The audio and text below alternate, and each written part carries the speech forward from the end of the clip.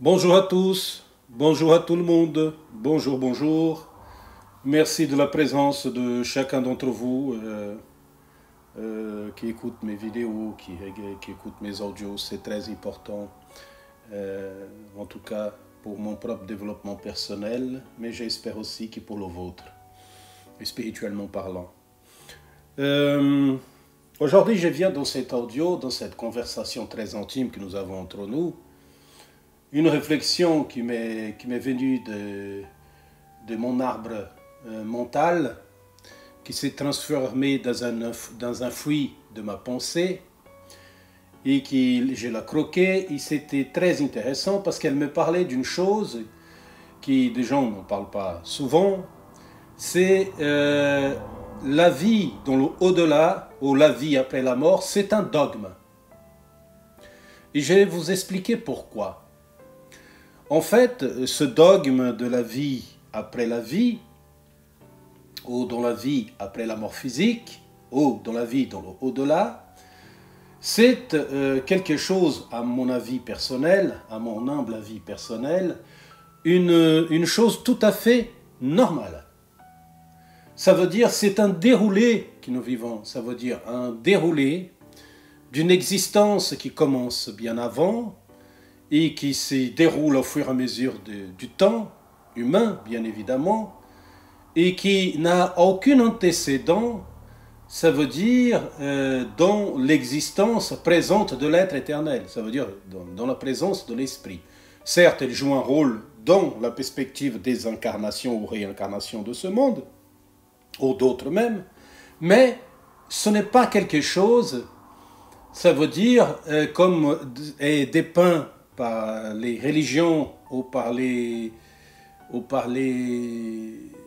dogmes philosophiques et religieux. Mais dans ma perception personnelle, qui ça ne concerne que moi, en fait, ce ne sont pas, ça veut dire quelque chose qui est dépeint, ça veut dire comme quelque chose de véridique dans le sens religieux. Ça veut dire avec un enfer, un ciel, un purgatoire. Je ne parle pas souvent de ça. Pourquoi je ne parle pas? Parce que je ne pense pas que les choses soient aussi complexes, même si je pense que pour un esprit humain qui est incarné, ça doit être complexe, mais je ne pense pas que ça soit aussi complexe. Je sens plutôt que ces choses, ou ces régions, ou ces vallées, ou quelles qu'elles soient, le nom que nous donnons à ces choses-là, c'est plus des lieux créés comme base par d'autres entités plus évoluées que nous, sur le plan de l'esprit, pour qu'on puisse prendre conscience de quelque chose.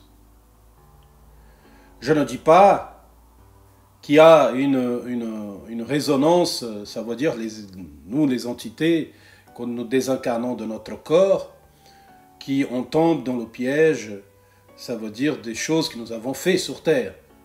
Parce que c'est ce que nous avons sémé, c'est ce que nous allons récolter. Mais, je dis plutôt que le piège, on va dire dans toute cette histoire, c'est de se croire piégé. Je pense que c'est le gros souci à ce niveau-là. Nous, les entités qui faisons une expérience sur le plan physique, nous avons tendance à chercher des réponses et à nos questionnements vis-à-vis des choses très humaines. Je ne parle pas de l'environnement, on va dire naturel de la vie, les cycles, les saisons qui sont aussi suivis des cycles de naissance et des morts. Je parle plutôt dans les préceptes religieux ou dans les dogmes philosophiques religieux qui sont très imprégnés, certains d'entre eux, par des consciences qui ont eu beaucoup de mal dans leur développement, dans leur incarnation qu'ils ont vécue, à comprendre le sens correct de ce qui est l'existence animale et physique humaine. Parce que si nous poussons la réflexion un peu plus loin, pour ceux qui font des sorties astrales, qui c'est mon cas, ou des personnes qui font tout juste qui ont une perception plus, on va dire, fine par rapport à ce que nous sommes. Ça veut dire, nous sommes des grands singes, une sorte de bipède humanoïde qui vit, bref, qui a même des liens très étroits avec l'animalité humaine. Nous avons même des sentiments et des choses qui sont très animales dans notre instinct, on va dire comme ça. Alors nous avons rempli la spiritualité des connaissances et des perceptions qui sont très humaines, mais dans le sens animal du terme, pas dans le sens spirituel du terme. Ça veut dire que la confusion qui s'est faite depuis le début, cette chose du diable et de l'ange, en fait, c'est la matière et l'esprit. En étant la matière comme le diable et l'esprit comme l'ange. C'est tout simplement ça. Pas une autre chose, dans mon humble avis, dans mon humble expérience spirituelle. Mais, le problème, c'est que tous ces dogmes ont été tellement remplis, et toutes ces philosophies de pensée ont été tellement remplies par des expériences très animalisantes, qui a déchargé toute cette pensée dans des plans, surtout les plans qui touchent plus notre sphère d'évolution, qui est ce que les gens appellent le plan astral. Ça veut dire qu'il est très animalisant, c'est une copie à peu près de ce que nous vivons ici, mais dans une matière plus subtile. Ça veut dire que beaucoup d'entre nous n'avons pas compris que la vie telle que nous vivons, c'est juste un cycle naturel d'expérience. Si vous voulez, vous pouvez appeler ça aussi un cycle de vie. Il n'y a pas de différence réellement entre l'un et l'autre. La vie, c'est une expérience. Par conséquent, ça veut dire nous avons rempli ça veut dire un événement qui est tout à fait naturel, celui de la naissance, de la vie et de la mort, pour ceux qui ont de la chance, ou pour ceux qui ont choisi, on va dire, ce déroulement-là, parce que nous ne savons pas réellement comment ça se passe, ce sont juste des approximations, ou des perspectives, ou des visions religieuses. Nous avons rempli cette chose qui est un événement naturel, comme les cycles de saison, comme le cycle des pluies dans les pays du Sud, comme les cycles de chaleur que nous vivons en Europe, bref, comme le cycle naturel, comme la planète, elle tourne elle-même, le cycle universel qui nous tournons autour du Soleil, toutes les planètes qui tournent autour de le même astre, bref, ce sont tous des événements tout à fait naturels de l'existence. Et des choses, on va dire, ou des esprits, appelez ça comme vous voulez, vivent des expériences, endurcissent leur esprit dans cette expérience pour pouvoir sentir, on va dire, tous ces événements. Et le corps humain a été développé depuis des milliers d'années ou des milliards d'années pour pouvoir, ça veut dire, affiner encore plus, on va dire, cette spiritualité, non seulement dans l'esprit, mais aussi dans la matière. Alors, nous avons beaucoup de mal à comprendre que l'au-delà qui est dépeint par les dogmes, les philosophies religieuses et aussi par des cercles, on va dire, des cercles d'études spirituelles, quelles qu'elles soient, ils viennent toujours sous le même, on va dire, sous la même état d'âme, ça veut dire, ils viennent toujours sous la même chose, ils mettent ces événements qui sont tout à fait naturels comme quelque chose, ça veut dire intrinsèquement important dans l'existence de l'esprit. Je ne dis pas que ce n'est pas important. Je dis simplement que ça fait partie. C'est important, bien évidemment. La vie, avoir un corps, exister dans la matière, tout ça, c'est extrêmement important pour nous. Mais ce n'est pas que ça. Et c'est ça le problème que nous avons avec les spiritualités, non seulement celle du passé, mais celle que nous vivons aujourd'hui, qui c'est un mélange d'Amérique, un mélange de l'Amérique latine, de l'Amérique du Nord, et des choses New Age qui viennent aussi de l'Amérique, mais aussi de l'Europe. Ou des choses aussi qui viennent des pays de l'Inde et des pays asiatiques. Et c'est comme je disais à certaines personnes qui m'appellent et qui me parlent de la philosophie orientale, et je les explique, c'est incroyable, vous parlez d'une culture que vous ne connaissez pas, que vous avez jamais vue, ou que vous avez lu dans des livres, et vous pratiquez des choses qui sont développées par un peuple qui vit une expérience dans un cycle spécifique d'une civilisation ou d'une nation, comme l'Inde, l'hindouisme, ou même le bouddhisme.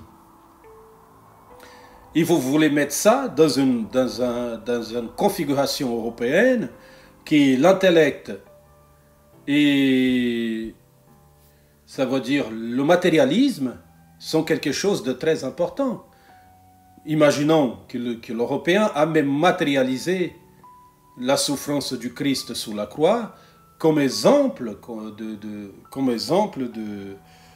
de souffrance ultime vis-à-vis de l'éternité. Ça veut dire que nous avons pris ce symbole comme l'étendard de la délivrance spirituelle que nous devons subir. Alors que ça ne veut strictement rien à voir. Ce sont deux choses qui sont complètement différentes. Ça, ce sont des dogmes, c'est une pensée, quelque chose qui est attribué, quelque chose qui est donné. C'est la même chose du précepte des réincarnations qui a commencé d'une façon, on va dire, c'est vrai, non celle que nous vivons aujourd'hui, le précepte de la réincarnation qui a été donné par les spirites surtout, mais celles qui viennent de l'Inde ou qui viennent des pays asiatiques, qui sont différentes de celles qui est prêchées ici en Europe. Cela, ils rentrent plus dans un cercle naturel, c'est ce que je ressens personnellement. Un cycle naturel d'existence naturelle. Ce n'est pas quelque chose de forcé ou de vouloir. Mais c'est comme je dis, souvent, c'est quand nous rentrons dans un cercle pour faire une route, pour faire un chemin, certains d'entre nous se perdent au milieu de ce chemin parce que, bref, ils ne sont pas concentrés, quelle qu'elle soit la chose qu'il y a, ils n'arrivent pas à trouver le chemin qui feront tous les autres. Ou par curiosité, ils vont vers d'autres chemins. Alors c'est tout à fait naturel dans ce cercle qui se construisent de ces côtés-là des entités ou des êtres qui vont essayer d'amener ces personnes vers le bon chemin, la bonne conduite, la bonne route, appelez ça comme vous voulez. Mais ça reste à la fin un chemin naturel d'existence. Et dans le dogme actuel et dans la vision actuelle New Age que nous vivons aujourd'hui, surtout en Europe et dans les pays du Nord, comme en Amérique, et au Canada, ça veut dire, a été créée cette perception, on va dire encore dualiste, de la réincarnation, comme un précepte qui doit être suivi, car ils ont juste amélioré l'enfer, ils ont transformé ça en umbral, en kamaloka, et le paradis en nirvana, ou dans nos solars, alors que ça n'a strictement rien à voir.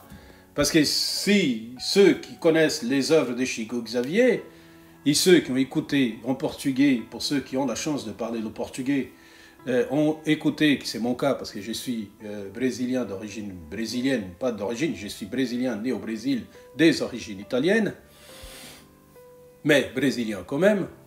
J'ai écouté, pas quand j'étais chez moi, mais plutôt quand j'étais plus ici, parce que chez moi, les spiritualités ne m'intéressaient pas réellement. Je vivais des choses, mais c'était pour moi une chose naturelle. J'ai écouté Chico Xavier expliquer plusieurs fois qu'ici, ce que nous avons, ce sont des entités qui ont perdu la route. Et que lui, il appelait ça, ici, ce qu'il y a, c'est des entités qui viennent tous de l'umbral, et lui y compris. L'umbral, pour conceptualiser dans une vision catholique, ce serait le purgatoire. Alors, non qu'ici soit le purgatoire, mais c'est des entités qui viennent sur Terre dans le plan réincarnatoire, plus comme quelque chose, des entités qui n'arrivent pas à trouver leur route. Et c'est pour ça que je dis que le dogme actuel de la pensée européenne ou du nord de la planète, qui n'ont pas compris que nous vivons dans un siècle, dans un cycle naturel de passage dans des mondes, c'est parce qu'en fait, ils ne peuvent pas expliquer ce type de... parce qu'ils ne voient pas le sens. Sauf que le sens est beaucoup plus loin que celui-là. Ça veut dire c'est un cycle de passage. C'est un cycle naturel. C'est comme si vous allez en vacances. Un exemple, vous partez en vacances, vous allez dans un pays, ensuite après l'année d'après, vous allez dans un autre pays. Bref, il y a des pays que vous avez plus appréciés que d'autres. Et après, si c'est lui que vous avez plus intéressé, ben vous revenez chez lui, dans ces pays-là. Bref, c'est ça pour moi, en fait, qui résume assez bien non seulement l'incarnation, mais les réincarnations. Mais ça n'empêche qu'il existe des égarements, existent des êtres qui sont un peu perdus dans tout et n'importe quoi, et qui ça commence même ici, dans la perception que nous avons de ce qui est la vie, dans un sens, on va dire, simple du terme. La vie, c'est quelque chose de magnifique. Et nous sommes tous tellement différents que certains d'entre nous comprennent très bien et assez vite ce qu'est la vie, d'autres ont un peu plus de mal. Alors, pourquoi on serait obligé d'arrêter alors qu'on peut continuer? On donne ce que nous demandons, en fait. On nous est donné ce que nous demandons. Alors, la réalité de la vie spirituelle, pour être assez clair à ce niveau-là, c'est que notre perception de la vie après la mort, ou de la vie dans l'au-delà, ou de la vie après la vie, sur Terre, ce sont des dogmes. Des dogmes qui sont construits au fur et à mesure des générations par des entités qui ont beaucoup de mal à trouver le chemin de retour. Ça veut dire de trouver le bon chemin, comme a dit Bouddha, le chemin du milieu. Ils ont pris la route du milieu, ceux qui ont réussi à sortir du cercle de passage dans ce monde. Parce qu'ils ont ni le bien ni le mal, l'observation, tout simplement.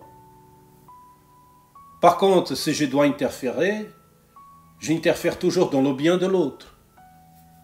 Mais qu'est-ce qui sait le bien, qu'est-ce qui sait le mal? Certains d'entre nous savons très bien que certaines choses qui nous sont arrivées dans le passé qui étaient mauvaises, à notre perception de l'époque, nous voyons aujourd'hui que c'était extrêmement, on va dire comme ça, une très bonne chose. Au fur et à mesure du temps, nous avons compris que c'était une bonne chose pour nous, parce qu'elle nous a appris quelque chose. Alors, c'est pour ça que je vous explique assez modestement, c'est que la perception dogmatique de la vie après la vie, ce sont des dogmes. Il me semble plus naturel des cycles de vie, des réapprentissages de vie, pour ceux qui n'ont pas réussi à trouver le bon chemin de marche dans les vies. Ça veut dire dans la matière, dans les matières, parce qu'il n'y en a pas qu'une, il y a plusieurs. Alors nous sommes obligés de passer par des perceptions comme celle que nous vivons sur Terre, ça veut dire la dualité permanente et la séparation à cause de chaque perception personnelle et de vie que nous avons vécue sur Terre. La bonne explication, dans ma perception, c'est une question de voir les choses telles quelles. Ça veut dire cycle passager, avec des tourmentes. Comme dans un avion qui passe à l'intérieur d'un gros nuage, il y aura des turbulences. C'est la même chose pour nous. Nous avons des turbulences. Alors certains dans ces perturbations s'égarent d'un côté ou d'une autre.